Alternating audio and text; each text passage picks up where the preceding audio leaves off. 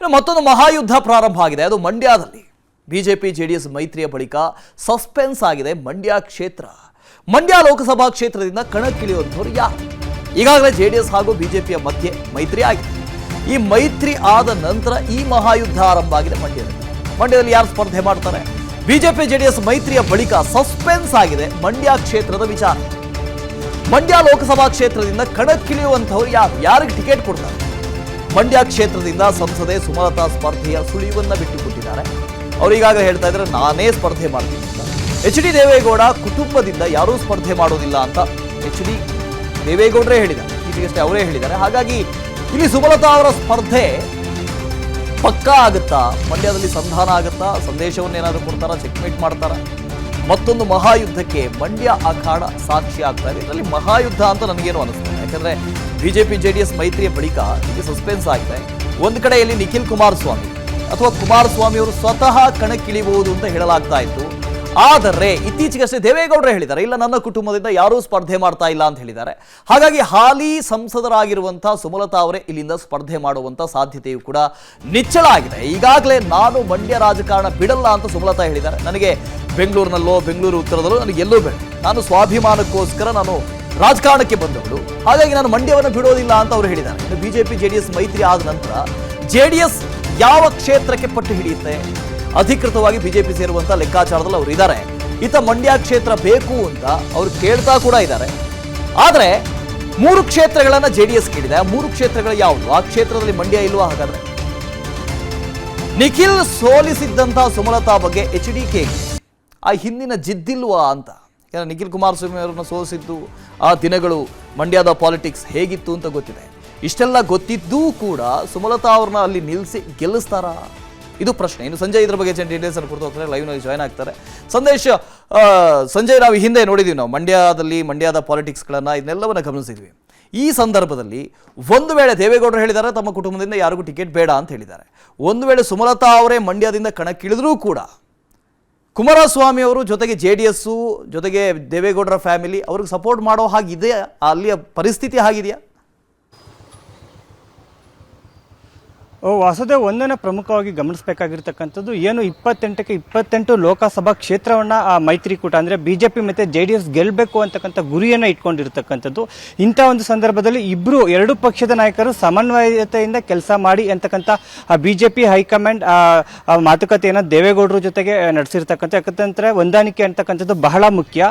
ಈ ಒಂದು ಹಿನ್ನೆಲೆಯಲ್ಲಿ ಯಾರಿಗೆ ಯಾವ ಕ್ಷೇತ್ರ ಸಿಗುತ್ತೆ ಅಂತಕ್ಕಂಥದ್ದನ್ನ ಬಹಳ ಗುಟ್ಟಾಗಿ ಇಟ್ಕೊಂಡಿದ್ದು, ಅದನ್ನ ಚುನಾವಣೆ ಸಮೀಪ ಬಂದಂಥ ಸಂದರ್ಭದಲ್ಲಿ ಘೋಷಣೆ ಮಾಡಲಾಗುತ್ತೆ. ಇನ್ನು ಪ್ರಮುಖವಾಗಿ ಜೆಡಿಎಸ್ಗೆ ಸಿಗಬಹುದಾದ ಕ್ಷೇತ್ರಗಳಲ್ಲಿ 2 ಪ್ರಮುಖವಾಗಿ ಸಿಗುತ್ತೆ ಅಂತ ಹೇಳಲಾಗ್ತಾ ಇದೆ. ಒಂದು ಹಾಸನ, ಇನ್ನೊಂದು ಮಂಡ್ಯ.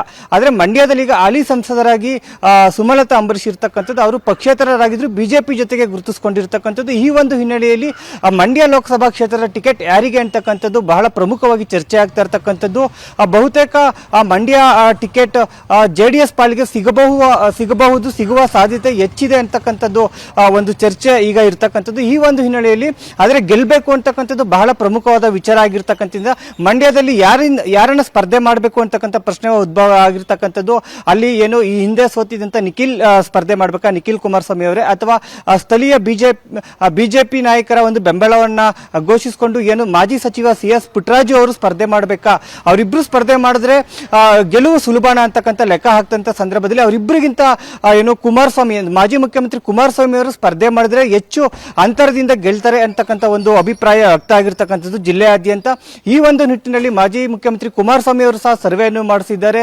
ಸಕಾರಾತ್ಮಕವಾಗಿ ಸರ್ವೆಯಲ್ಲೂ ಸಹ ಕುಮಾರಸ್ವಾಮಿ ಅವರಿಗೆ ಸ್ಪಂದನೆ ಸಿಕ್ಕಿರ್ತಕ್ಕಂಥದ್ದು. ಇಂಥ ಒಂದು ಸಂದರ್ಭದಲ್ಲಿ ತಯಾರಿ ಅಂತಕ್ಕಂಥದ್ದು ಬಹಳ ಮುಖ್ಯ. ಮಂಡ್ಯದಿಂದ ಸ್ಪರ್ಧೆ ಮಾಡುವಂತ ಸಂದರ್ಭದಲ್ಲಿ ಈಗ ಮಂಡ್ಯದಿಂದ ಸ್ಪರ್ಧೆ ಮಾಡಲು ಕುಮಾರಸ್ವಾಮಿ ಅವರಿಗೆ ಇರ್ತಕ್ಕಂಥ ತೊಡಕು ಅಂತಂದ್ರೆ ಸುಮಲತಾ ಅಂಬರೀಶ್ ಅವರ ಒಂದು ನಿರ್ಧಾರ, ಅವರ ನಿರ್ಧಾರ ಹೇಗಿರುತ್ತೆ ಅಂತಕ್ಕಂಥದ್ದು. ಈ ಒಂದು ಹಿನ್ನೆಲೆಯಲ್ಲಿ ನಿನ್ನೆ ಸುಮಲತಾ ಅವರ ಅತ್ಯಾಪ್ತ ಸಚ್ಚಿದಾನಂದ ಅಂತಂದ್ರೆ ಬಿಜೆಪಿಯ ಮುಖಂಡ ಶ್ರೀರಂಗಪಟ್ಟಣದಿಂದ ಬಿಜೆಪಿ ಅಭ್ಯರ್ಥಿಯಾಗಿ ಸೋತಿದ್ದಂತ ಸಚ್ಚಿದಾನಂದ ಅವರು ಮಂಡ್ಯದ ಸಂಸದೆ ಆಗಿರ್ತಕ್ಕಂಥ ಸುಮಲತಾ ಅವರಿಗೆ ಬಹಳ ಅತ್ಯಾಪ್ತ ಆಗಿರ್ತಕ್ಕಂಥದ್ದು. ನಿನ್ನೆ ಅವರು ಕುಮಾರಸ್ವಾಮಿ ಅವರ ತೋಟದ ಮನೆಗೆ ಹೋಗಿ ಕುಮಾರಸ್ವಾಮಿ ಅವರ ಜೊತೆ ಮಾತುಕತೆ ನಡೆಸಿರ್ತಕ್ಕಂಥದ್ದು. ಈ ಮಾತುಕತೆ ವಿಚಾರಗಳು ಬಹಿರಂಗಗೊಂಡಿಲ್ಲ. ಆದ್ರೆ ಒಂದಂತೂ ಸ್ಪಷ್ಟ, ಕುಮಾರಸ್ವಾಮಿ ಅವರು ಏನಾದರೂ ಸುಮಲತಾ ಅವರ ನಡೆ ಬಗ್ಗೆ ಸ್ಪಷ್ಟವಾದ ಮಾಹಿತಿಯನ್ನ ತಿಳಿದುಕೊಂಡಿರುವ ಸಾಧ್ಯತೆಗಳು ಇರ್ತವೆ, ಅಥವಾ ಏನು ಕುಮಾರಸ್ವಾಮಿ ಏನಾದ್ರು ಸಂದೇಶವನ್ನ ಏನಾದರೂ ಸುಮಲತಾ ಅಂಬರೀಶ್ ಅವರಿಗೆ ಕಳಿಸಿರುವ ಸಾಧ್ಯತೆಗಳು ಇರ್ತವೆ. ನಿನ್ನೆ ನಡೆದಿರ್ತಕ್ಕಂಥ ಮಾತುಕತೆಯ ಒಂದು ವಿಚಾರ ಬಹಿರಂಗವಾಗಿಲ್ಲ ಅಂತಂದ್ರೆ ಒಂದಂತೂ ಸ್ಪಷ್ಟ, ಕುಮಾರಸ್ವಾಮಿ ಅವರು ಸ್ಪರ್ಧೆಗೆ ತಯಾರಾಗ್ತಾ ಇದೀನಿ, ಬೆಂಬಲ ಬೇಕಾಗುತ್ತೆ, ಇಲ್ಲಿ ಮೈತ್ರಿ ಅಭ್ಯರ್ಥಿ ಗೆಲುವು ಮುಖ್ಯ ಅಂತಕ್ಕಂಥ ನಿಟ್ಟಿನಲ್ಲಿ ಹೇಳ್ತಿರ್ತಕ್ಕಂಥ, ಇಲ್ಲ ಸುಮಲತಾ ಅವರು